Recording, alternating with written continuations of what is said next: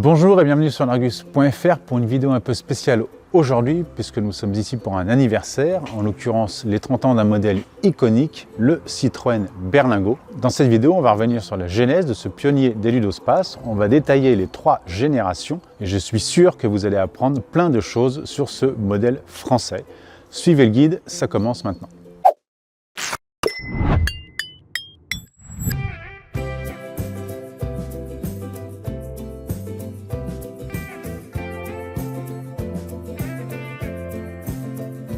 Avant d'être le pionnier des ludospaces, le Berlingo c'est d'abord un utilitaire.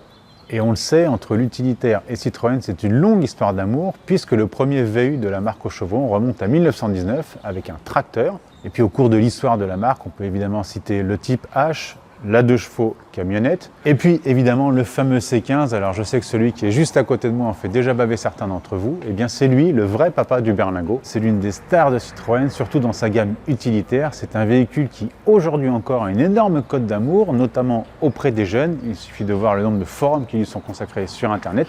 C'est un véhicule qui a été produit entre 1984 et 2006 à plus de 1 200 000 exemplaires. 3,99 m de long, un avant de Citroën Visa, une cellule qu'on a attachée à l'arrière afin de maximiser le chargement. Et voilà l'utilitaire de rêve. Et c'est lui qui a vraiment été le père du Citroën Berlingo. Il faut savoir que cet utilitaire, fabriqué majoritairement en Espagne, où il se vendait très bien, et bien en Espagne, il y avait une réglementation particulière à l'époque. Tout véhicule d'1,80 m minimum était considéré comme un utilitaire, quel que soit le nombre de places à bord. Et du coup, Citroën proposait une version avec une banquette à l'avant, des sièges à l'avant et une banquette à l'arrière. En gros, la semaine, l'artisan abaissait sa banquette pour travailler. Le week-end, il remettait la banquette en place pour faire voyager toute la petite famille. Et tout au long de l'année, il avait donc un utilitaire. Quand le Berlingo est sorti en Espagne, on s'est dit « mais vous êtes gentil avec votre Berlingo ». Sauf que nous, on aimait bien l'idée du véhicule utilitaire 5 places. Et Citroën s'est dit « bon sang, mais c'est bien sûr, on est au début de l'ère des monospaces. On va donc faire un vrai Berlingo 5 places, mais ce coup-ci pas avec une banquette abaissable, mais avec une partie vitrée à l'arrière. Et ce sera donc le Berlingo version particulier, le pionnier des ludospaces. Cette version sera présentée au Mondial de Paris 1996. Et pour l'accompagner, la marque française viendra au salon avec 3 concepts basés sur le Berlingo. Un premier appelé Bulle, le deuxième appelé Grand Large et le troisième ici présent, baptisé Coupé de plage.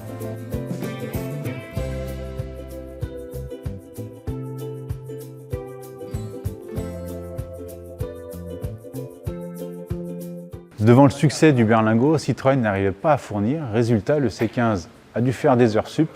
Il est resté au catalogue de Citroën jusqu'en 2006.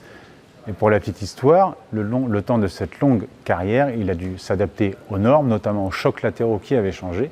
Eh bien, le C15 les a passés haut la main grâce à sa conception un peu particulière, puisque si l'avant de la Visa n'était pas impacté par les chocs latéraux, grâce à sa cabine arrière, en fait, la cabine encaissait tout le choc, n'empiétait pas sur l'espace intérieur et à bord, les passagers restaient protégés et pas besoin d'ajouter des renforts latéraux. C'est ainsi que le C15 a pu poursuivre sa carrière aussi longtemps.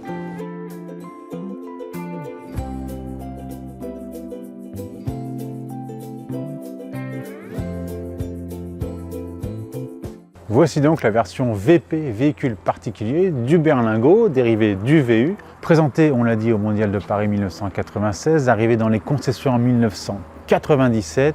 Alors VP et VU, c'est exactement la même chose. On retrouve une face avant de ZX. La ZX était apparue en 1991. Elle a donné beaucoup d'éléments au Berlingo, outre la face avant, les motorisations, mais aussi des éléments à l'intérieur. Et puis on retrouve évidemment cette carrosserie monovolume qui fait tout l'intérêt du ludospace. Pour rappel, le Kangoo, qui est le ludospace le plus vendu dans sa catégorie, n'a été lancé qu'1 an après le Citroën Berlingo. Donc c'est bien Citroën qui a la primeur de cette catégorie. Même dimension que la version VU, 4,11 m de long. Et puis évidemment 5 places et un coffre gigantesque puisqu'on garde le volume arrière. Ici nous avons affaire à un modèle de 2000 qui bénéficie de 4 évolutions majeures.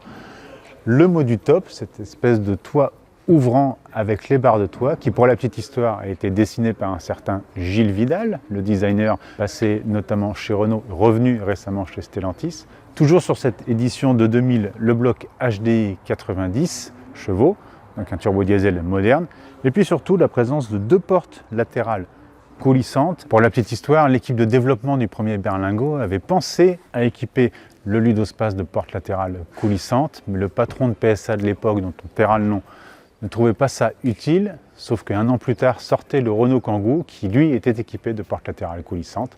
Donc à partir de 2000, Citroën s'est mise à la page et a équipé son Ludospace d'une porte latérale coulissante de chaque côté. En 2002, Citroën restyle son berlingot de première génération, il lui donne un gros coup de jeune, excite la ZX, cette fois-ci c'est la Xara qui donne son inspiration, c'est la berline de l'époque, avec notamment les optiques, la calandre et puis surtout les motorisations. Alors si dans la ZX, les blocs moteurs étaient inclinés à 30 degrés, avec la Xara, ils sont inclinés à 18,3 degrés précisément, ce qui a imposé de revoir notamment tous les trains roulants. Et puis avec cette version restylée, c'est aussi l'arrivée du multiplexage, un bien ou un mal, ça c'est vous qui voyez. Et donc voilà, cette version-là aura duré jusqu'en 2008 à l'arrivée du berlingot de deuxième génération.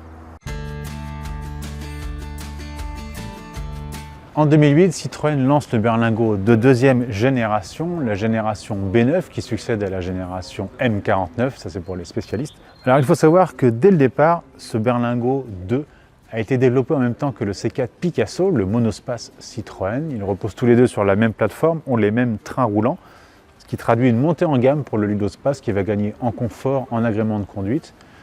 Dans le cahier des charges, les concepteurs de ce berlingot voulaient absolument rentrer une palette dans la version utilitaire. Il fallait donc un véhicule de plus de 1,80 m de large. Donc c'était tout bénef pour les VU, puisqu'on avait du chargement, mais c'est tout bénef aussi pour le modèle familial, avec une belle habitabilité. C'est notamment, comme le C4 Picasso, un des rares modèles à proposer 3 sièges arrière de même taille. Donc c'est idéal notamment pour les familles qui ont des sièges enfants à caser. Et puis pour la partie VU, pour le modèle VU, cette largeur généreuse a permis de proposer une configuration originale avec 3 places à l'avant, donc 2 passagers à côté du conducteur. Un petit plus par rapport au rival éternel le Kangoo, qui devra attendre 2 ans pour opter pour cette configuration. Et puis je vais vous montrer un petit truc, je suis sûr que vous ne l'avez pas remarqué, venez avec moi. D'une génération à l'autre, la trappe à carburant a changé de côté. Elle était à droite sur le berlingot de première génération. Elle passe à gauche ici sur cette version 2, tout simplement pour ne pas empêcher les gens de descendre côté trottoir pendant qu'on fait le plein, les pompes étant généralement à gauche. Et si jamais vous prenez l'envie d'ouvrir la porte alors qu'on faisait le plein, il y a une sécurité qui empêche son ouverture.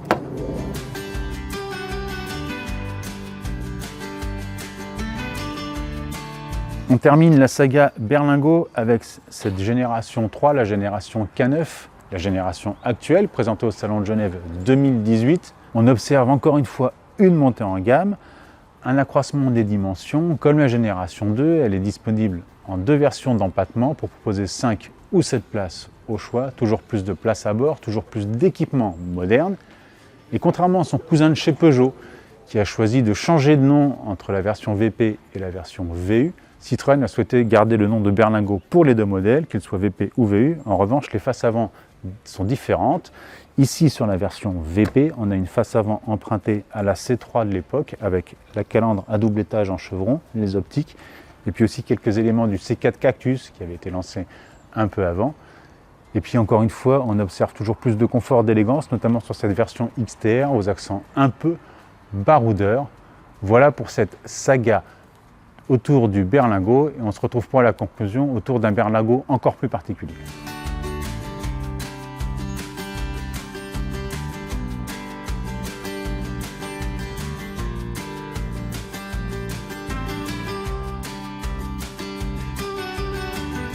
Pour terminer cette vidéo consacrée aux 30 ans du Citroën berlingot, quoi de mieux que cette version aventure, cette version qui en 1997, soit l'année du lancement de la première génération du berlingot VP, participait à un raid un peu spécial reliant Paris à Moscou, une version entièrement de série qui a donc participé à ce raid sans difficulté. Donc bravo à lui, comme quoi le berlingot était bien né dès le départ. Pour le reste, malgré ses 30 ans d'âge, le berlingot ne fait pas son âge justement. Il vient d'entrer dans le monde de la collection, du moins pour la première génération. Mais ce n'est pas pour autant que sa carrière s'arrête, bien au contraire. En 2025, ça a encore été la Citroën la plus vendue derrière la C3 Depuis la première génération, il s'est écoulé à plus de 4,2 millions d'exemplaires, à part égale entre VP et VU, ce qui veut dire que ce Ludospace séduit tous les publics, les professionnels comme les familles. Il a encore donc un bel avenir, et à ce propos, Citroën nous a promis quelques belles surprises qui devraient arriver dans un avenir assez proche. On en reparlera certainement au moment du mondial de cette année, voire un peu avant. Donc restez connectés sur largus.fr et sur tous nos réseaux sociaux. Merci de nous avoir suivis et à bientôt.